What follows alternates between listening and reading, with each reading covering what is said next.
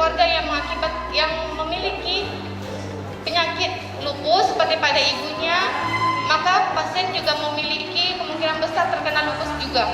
Kemudian pada hormon yang mempengaruhi pada lupus ini yaitu hormon estrogen yang biasa terdapat pada perempuan, ras Afrika, Amerika, dan ras orang Asia. Apa saja sih faktor pencetus dari lingkungan sehingga terkena lupus? Yaitu ada sinar ultraviolet dari matahari, kemudian stres, obat-obatan, bahan kimia, hormon, dan infeksi. Seperti apa sih tanda dan gejala yang timbul pada tubuh jika terkena lupus? Pada kulit dan mukosa, seperti pada gambar, terdapat kemerahan pada hidung, pipi yang menjalar ke kelopak mata dan seluruh wajah, kemudian sariawan yang berulang pada dinding-dinding rongga mulut, kemudian ada rambut rontok sehingga menimbulkan kebotakan. Kemudian pada pembuluh darah terdapat radang atau sumbatan pembuluh darah yang mengakibatkan kemerahan, nyeri, atau rasa panas pada anggota gerak. Kemudian pada sendi, seperti di gambar, terdapat pembengkakan pada di sekitar sendi-sendi, terasa kemerahan dan terasa panas pada sendi. Kemudian pada terapi lupus ini ada beberapa tujuan juga yang harus diperhatikan pada pengobatannya. Yang pertama adalah pengendalian gejala, kemudian mengendalikan aktivitas sel yang autoreaktif, kemudian pembentukan antibodi pada tubuh, kemudian aktivitas peradangannya dikendalikan. Kemudian apa saja sih pencegah untuk kita terhindar dari lupus ini? Yang pertama menggunakan tabir surya atau sunscreen atau sunblock dengan SPF minimal 30. Kemudian menggunakan pakaian yang melindungi tubuh dari paparan sinar matahari. Kemudian mengonsumsi kalsium, vitamin D, dan asam folat.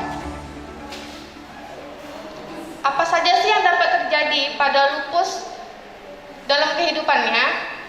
Lupus ini suatu penyakit yang menahun dengan biaya pengobatan yang cukup besar dan terus-menerus mengonsumsi obat, yang dimana akan membuat seorang pasien ini akan merasa bosan untuk mengonsumsi obat dari medis, sehingga memiliki keinginan untuk mencari obat alternatif di luar medis. Yang buat busuk, jadi kalau di bagian tubuh manusia, di bagian penyakit, namanya penyakit lupus. Jadi sistem imun tubuhnya yang seharusnya dia menjaga tubuh kita tetap sehat, tetapi ini tidak, jadi kacau, jadi timbul penyakit di semua organ, bisa menyerang paru-paru, bisa menyerang ginjal, bisa menyerang sel darah, pembuluh darah. Tadi sudah dipaparkan oleh dokter muda kita beberapa gejala-gejalanya.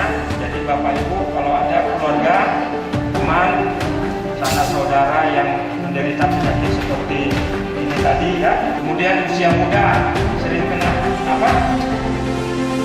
nyeri sendi kecil kayak di jari tangan. Kalau orang bilang ini namanya saluran, caranya dia posisi lupus. Nah ini yang ada masa ya, itulah yang boleh divaksin, bukan tidak boleh. Tapi kalau penyakit lupus ini ada masa-masanya Pak. Kalau dia kumat, nah itu nggak boleh divaksin. Makin berat penyakit lupusnya itu nanti, gitu loh Pak ya. Tapi kalau dia lagi tenang, ada yang bilang sudah bisa divaksin, boleh divaksin, tidak masalah. Asal dia terkontrol ya untuk penyakit. Makanya ini penyakit lupus ini orangnya harus rajin berobat ini. Kalau malas dia berobat, berat kondisinya. Karena hampir 90% semua organ terkena akibatnya. Mulai dari kulit, jantung, ginjal, paru-paru, pembuluh darah, sel darahnya sendiri juga, otaknya juga, susunan sarafnya, semua terkena. Karena semua itu ada sistem imun tubuh kita di organ-organ tersebut. Coba itu Bapak Ibu yang lain, gimana Bapak? Selamat siang Pak ya. Saya juga dari Medan. Saya tanyakan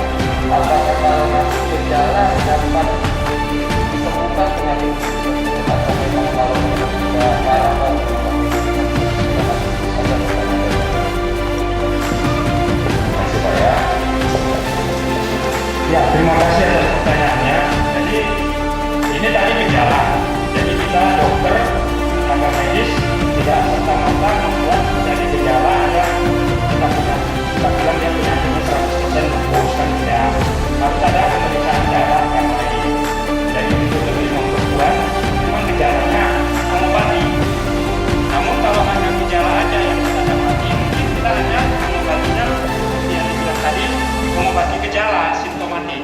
Jadi kalau dia demam, kita kasih obat demam. Kalau dia nyeri, kita kasih anti nyeri memang. Itulah dia pengobatannya. Namun kalau ya betul Bapak bilang gejala bisa diobatin, tapi kalau dia untuk mengetahui ini memang betul-betul lupus atau tidak, ada pemeriksaan darah. Karena ini menyangkut masalah sistem imun, itulah yang diperiksa. Kesalahan di sistem imun itu yang diperiksakan di laboratorium. Terkadang di rumah sakit kita ini pun terbatas untuk pemeriksaan itu. Perlu kita kirim ke Medan, ke sentra khusus untuk pemeriksaan laboratorium. Jadi Pak ya. Namun kalau untuk diobatin gejala bisa kita obatin, tidak masalah. Kalau gejalanya memang terjadi memang benar-benar lupus, tapi dia masih baru, istilahnya belum menyebar luas itulah ibaratnya. Ya. Tapi memang benar lupus. Apakah itu bisa diobati sepenuhnya atau tidak? Ya. Jadi kalau untuk mengobatinya itu tadi yang dibilang dia ada masa remisinya. Jadi kalau dikatakan dia sembuh total berat. Kalau masih belum menyebar luas itu banyak. Iya, karena kan kita harus cari tahu lebih jelas apakah ini memang betul-betul lupus dari pemeriksaan darah. Namun kalau sudah ada pemeriksaan darah positif lupus, kita lebih kencang untuk mengobatinya, kita lebih senang menyampaikan apa yang harus dia lakukan, apa yang harus dia cegah, bagaimana dia lebih cepat untuk dapat berobat gitu ya kan, jangan dia terlena gitu ya. Jadi ada masa tenang setelah nanti pengobatan dia itu. Kapan dia harus datang, kita harus sampaikan ke pasien. Makanya sebegitu beratnya kondisi penyakit ini, makanya ada yayasan tadi ya, yayasan untuk penderita lupus ini ada. Itulah komunitas mereka untuk lebih dapat supaya pasien-pasien ini bisa berobat. Sama kayak kita di sini ada juga untuk pasien-pasien HIV/AIDS, kita juga ada komunitas di Deli Serdang di Makam khususnya. Jadi pasien-pasien dengan penyakit kronis, HIV juga termasuk penyakit kronis. Nah ini Yayasan Lupus Indonesia ya. Jadi ini mereka membantu orang-orang yang dikategorikan termasuk pasien lupus. Jadi mereka akan mendapat informasi-informasi tentang penyakit ini. Oke, pertanyaan pertama, ini hadiahnya yang kami bawa tadi jauh-jauh dari Bandung. Pertanyaan pertama, apa ciri-ciri atau gejala yang terjadi pada penderita lupus? Yang sana dulu. Silahkan Pak. Dicek ya, benar apa enggak? Sebutkan namanya Pak. Terima kasih Bu. Beri kesempatan. Nama saya Sarwan dari Medan. Ciri-cirinya pertama adalah kelopak mata berbentuk kupu-kupu. Yang kedua, ciri-cirinya